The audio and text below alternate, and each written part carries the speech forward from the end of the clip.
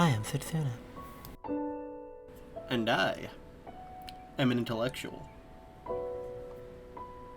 And that joke is the only reason I'm going with this game first. You hail from a mercenary clan and you're going on your first little mercenary adventure. But, you know, you're kind of a savant, so you really don't need that much training. This old guy is just kind of in the background the entire time. So, he asked your name, and we're leaving that as the default. Alright, that's Endear. So, combat basics. Slash, big slash. Alright, I got it down. Alright, so after killing many penguins, we are, Alright, so we find the girl that we were commissioned to save. We're about to escort her out, but oh no. It's a boss fight. It would be a waste to not have one of those at the beginning. So, old man just sits back, and I beat him. It's a close call, but I beat him. And I just noticed that Anir's helmet is like cat claws above his eyes. Like, I want to see this guy play peekaboo. The old man offers to lead her out of the place, but he asks you one question that is apparently very important. Am I going to be doing this for the rest of my life? Yeah. Alright, so that was easy. But in the shadows, there is a man with a request. He wants you to kill an 18-year-old girl somewhere off the mainland. So obviously, yes. We go out and we try to kill her. This leads me to taking a boat to the village of sacrifice, where I eventually meet a man with glasses. Now, I'm not super experienced in these JRPG things, but that means he is a wizard. I discover that she is in the woods, so naturally there are more penguins, and hey, a walrus. Ooh, he's big. Real big. So after crossing the thicket of woods, there she is. She is not wearing brown, so she is very important. I pull up my blade, but she cautions me to not kill her yet, because if I want her dead, just wait a week.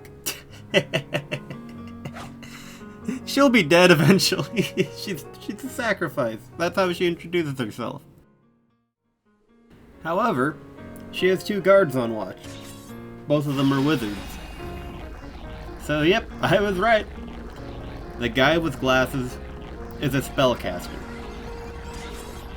And they use their magic to basically hog tie me, except without the hogs. Or the ties. It's magic. However, there's this round-faced guy. That's literally how the game describes him. He's not important. The only thing that matters is he forgot, that one other lady wizard's name. Alright, Eterna, cool. Whatever. Alright, so the village gets attacked by monsters, and the round-faced guy is like, oh yeah, see you around. No, I'm seeing you around. But that's okay. Setsuna sets me free. And me and Eterna fight off the monsters. Penguins and walruses. So we clean up shop, and yeah, it's good. No damage to the village, but oh no, that's a really big shadow to match a really big bird.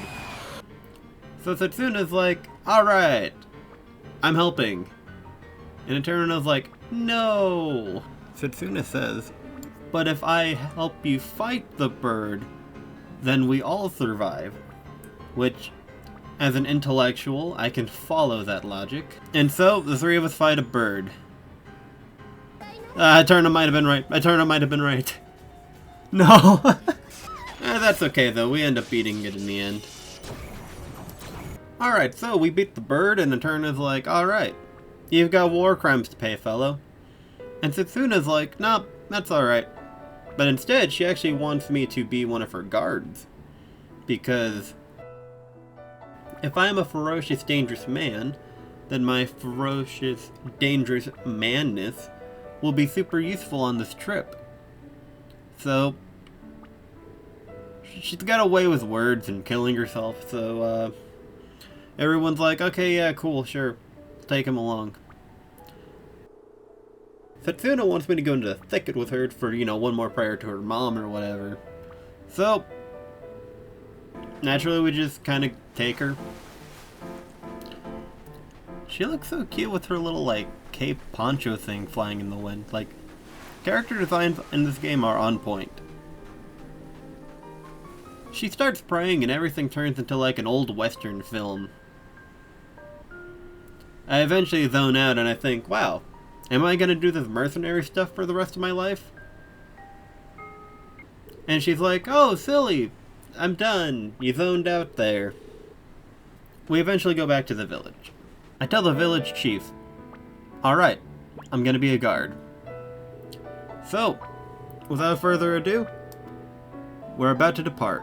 Setsuna talks to a bunch of these people, like there's a lady that's like, oh my gosh, you're so pretty, and a man that's like, I used to have a crush on you, and it's like, wow, that's weird.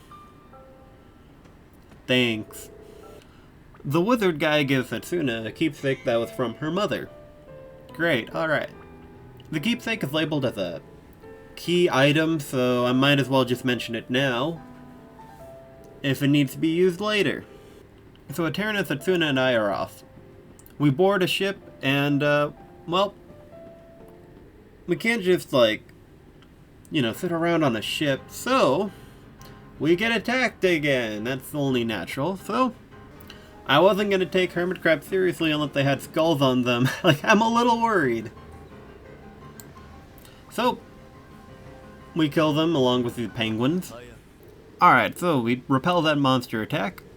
One of the Magic Consortium members. Yeah, I've heard of that. He wants us to buy stuff. Hooray. Okay, cool. So, while he's talking, the camera shifts over, so naturally, there's gonna be something big. Yep. It's quite big, alright.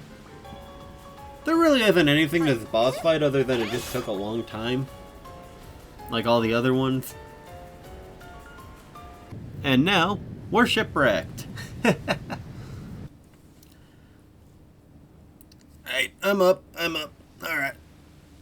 Wait.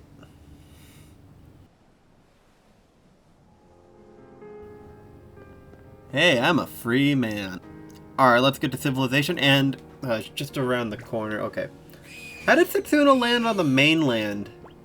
Like, yeah, I get landing on the shore from a shipwreck, so that implies that she got flung over this, like, little hill area. Doesn't matter. Alright, so we assemble the party again, and we decide we're gonna head to the Flanoia Citadel.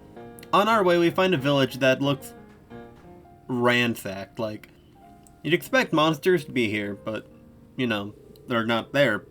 But wait a minute, there's a man in the corner getting attacked by monsters, so clearly the three of us step in, and we're like, bro, you got a big sword, use that thing. And he's like, oh, it's just a decoration.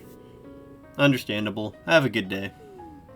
Alright, we found the Magic Consortium member. He survived, but he basically lost, like, all of his cargo, and he has no net worth now, but that's okay. Because guess what?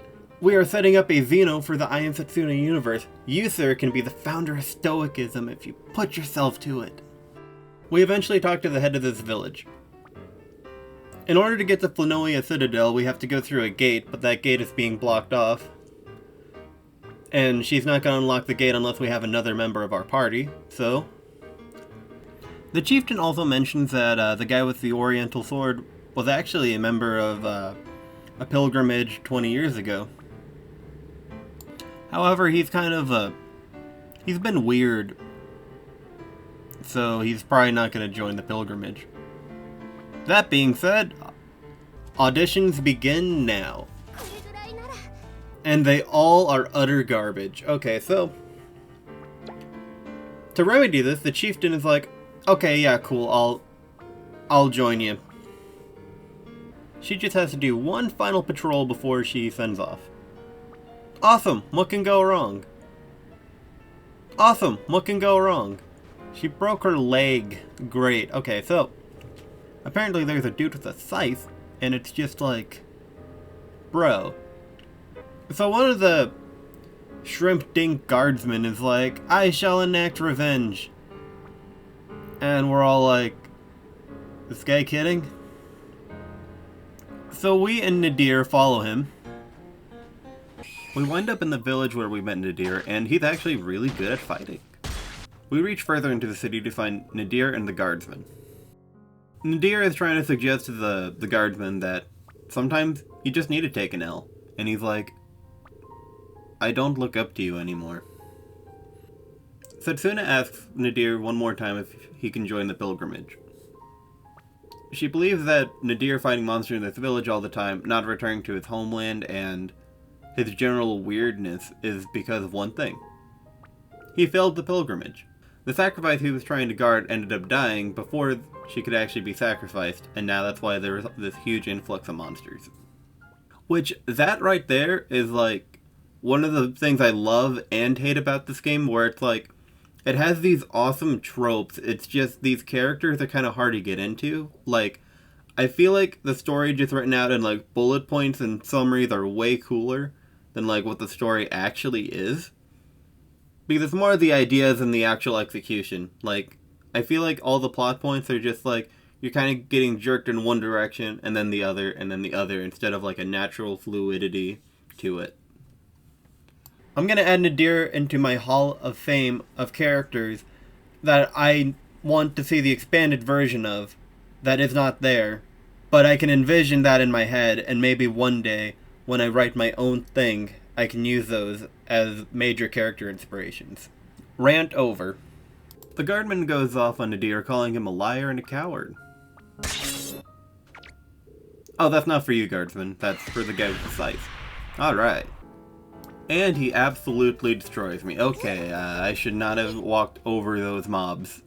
And I have to watch that cutscene again. You know, that's awesome because it's like, it's the greatest incentive to not do bad the first time. Like, yeah, you could have like a very heart-wrenching story where like, the character's like, oh my gosh, this is the end of all things if you lose this battle. Like, yeah, sure, whatever.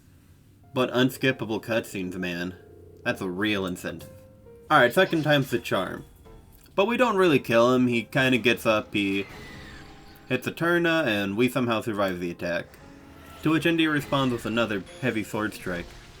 The Reaper just says, this body is not perfection, and, you know, disappears so he can perfection his body. Sure. Eterna's like, wow, you didn't run away. That's really cool. And I'm like, yeah. So we meet the captain back at the town, and she is ready to open the gate for us. She opens the gate for us, and we are greeted with Nadir. In the best way possible. Well, he obviously joins us. He had a character portrait at the beginning. It was inevitable, but she essentially just says, instead of being like, oh, brave adventurer, go on your quest, she's like, Nadir, get the hell out of here. We don't have any purpose for you now. And thus he joins us on our quest.